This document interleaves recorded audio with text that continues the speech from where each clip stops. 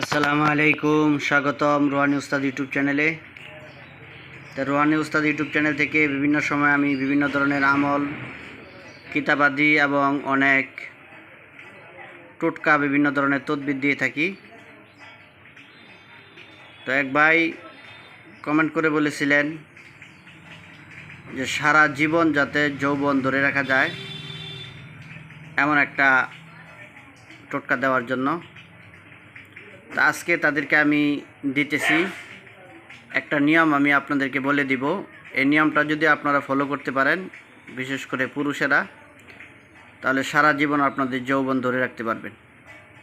তো আমি আপনাদেরকে বলে দিতেছি, খুবই সহজ এবং সহজ জিনিস, এটা আপনারা সবাই করতে পারবেন। তো প্রথমে আপনারা বাজার থেকে কিছু কালিজিরা কিনে আনবেন। কালিজিরা এটা বাজারে পাওয়া যায়, সব মুদির দোকানেই পাওয়া যায়, কিনতে পাওয়া যায়। এই কালিজিরাটাকে বলা হয় সর্বরোগের মহৌষধ। এমন কোনো রোগ নাই যে রোগের এই কালিজিরার ওষুধ নাই কালিজিরার মধ্যে। এখন বিজ্ঞানীরা কালিজিরা নিয়ে গবেষণা করতেছে ক্যান্সারের ওষুধ আবিষ্কার করার জন্য। তো প্রথমে আপনারা কালিজিরা বাজার থেকে আপনারা সংগ্রহ করে নেবেন। কালিজিরা সংগ্রহ করার পরে এই কালিজিরাটা ধুয়ে সুন্দর করে আপনারা পরিষ্কার করে রোদ্রে শুকায় নেবেন। রোদ্রে শুকায় নেওয়ার পরে আপনারা এমন একটা ডিব্বার ভিতরে সংগ্রহ করে রাখবেন যেটার ভিতরে বাতাস না ঢুকে, ঠিক আছে? তো কালিজিরাটা রাখবেন। আর এর সাথে আপনাদেরকে প্রয়োজন হবে দেশি যে পেঁয়াজটা আছে, এই দেশি পেঁয়াজ আপনাদেরকে সংগ্রহ করতে হবে, যেটা খুব ঝাঁঝালো।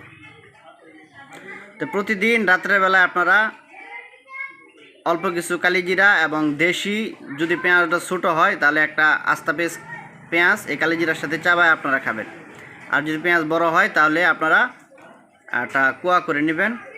কুয়া করে নেওয়ার পরে কেটে নেবেন, কেটে 4 ভাগের 1 ভাগও খাইতে পারেন বা অর্ধেকও খাইতে পারেন, এভাবে আপনারা খাবেন, ঠিক আছে? তো প্রতিদিন আপনারা ডেইলি রাত্রে শোয়ার আগে খাবারের পরে শোয়ার আগে আপনারা 1 কুয়া পেঁয়াজ এবং সাথে অল্প কিছু কালিজিরা আপনারা প্রতিদিন রেগুলার খান। ইনশাল্লাহ চির যৌবন আপনারা ধরে রাখতে পারবেন।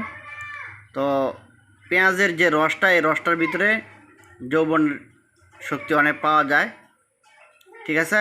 এটা আপনাদেরকে পরীক্ষিত একটা বিদ্যা দিলাম, এভাবে আপনারা কাজ করবেন, ইনশাল্লাহ অনেক উপকার পাবেন।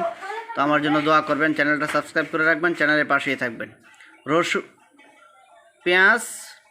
পেঁয়াজ সাথে কালিজিরা, এই দুইটা একসাথে আপনারা খাবারের পরে খাবেন।